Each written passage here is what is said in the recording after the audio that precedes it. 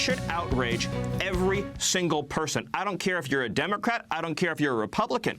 The only thing that Joe Biden is doing on the border is not trying to stop illegal immigration. He's trying to accelerate it. They're building more facilities for the sole purpose of expediting the release of illegal migrants into the interior.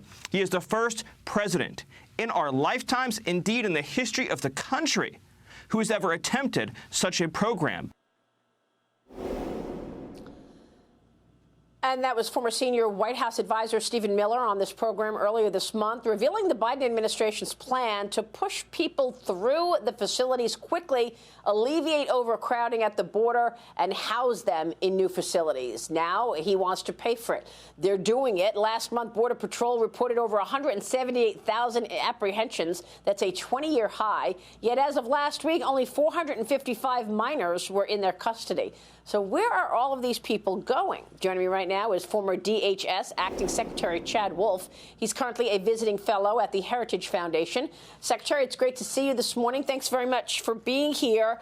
Well, it looks like we are pushing the migrants into the interior of our country as much as possible. The administration has built a lot more housing to house these people, but they're also trying to help them connect with so-called sponsors or family that they say they have in cities across the country. Your reaction to where we are halfway through the year now?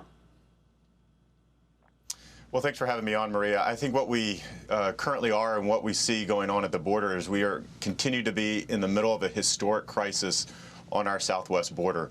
You talked about DHS and the progress they've made. The department and the administration are trying to take a victory lap at the moment, talking about how they're moving migrants, mainly minors, from one government facility to another government facility and saying we've solved the problem and the crisis.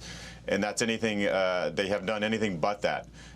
Solving the crisis is actually trying to stop the illegal behavior. They're not interested in doing that.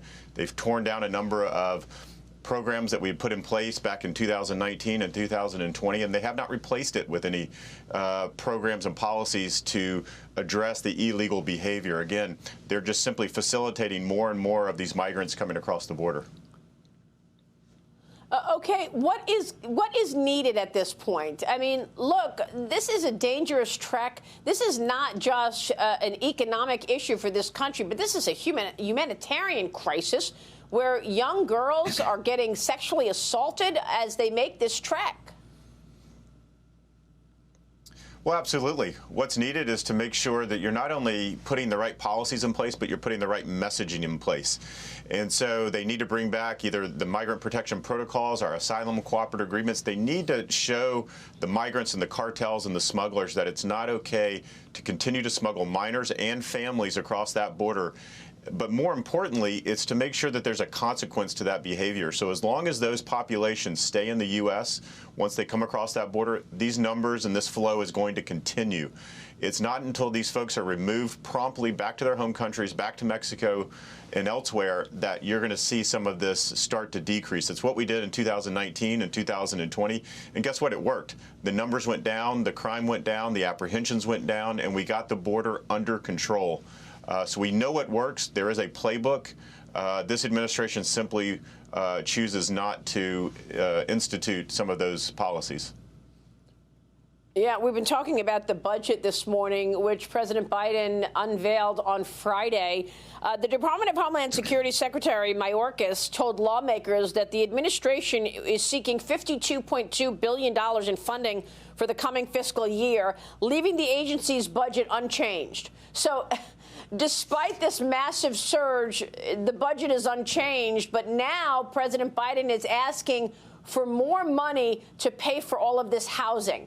I mean, it just gets me that there's absolutely no effort whatsoever to stop people from coming here illegal, jumping the line in front of people who are actually trying to do it legally, get their green cards.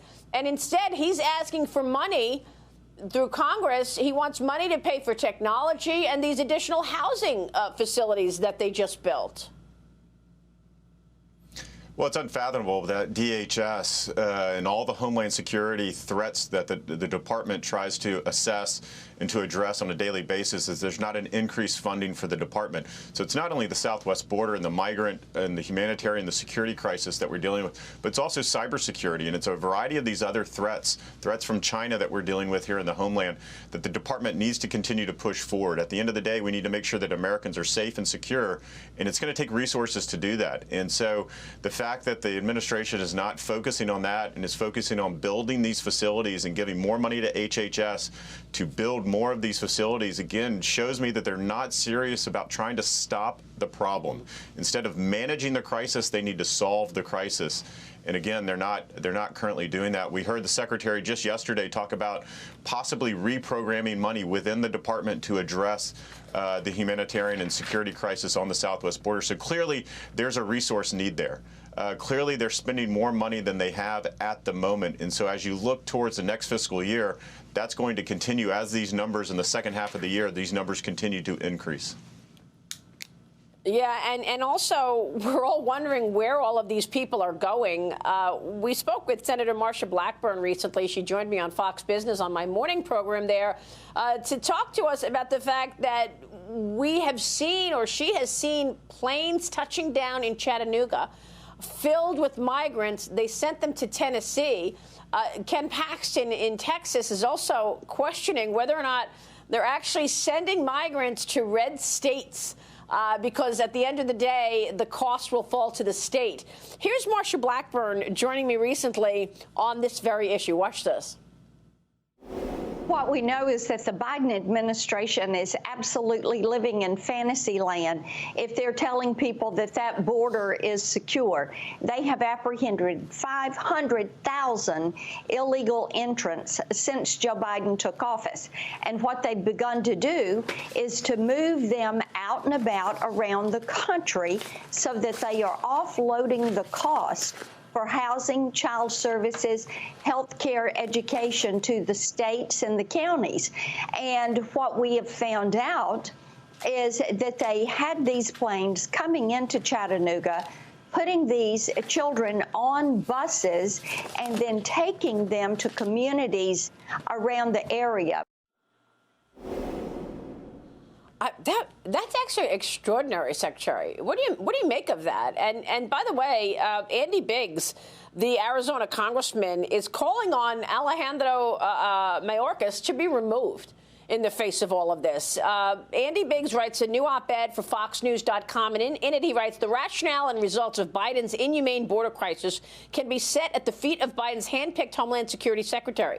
Mayorkas' prevarications and utter failure to protect Americans from the invasion across our southern border demonstrate that he is unfit to serve.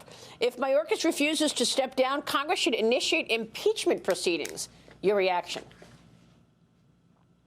Well, a couple of comments. Senator Marsha Blackburn is exactly right. What they're doing at the border right now is they are breaking the system.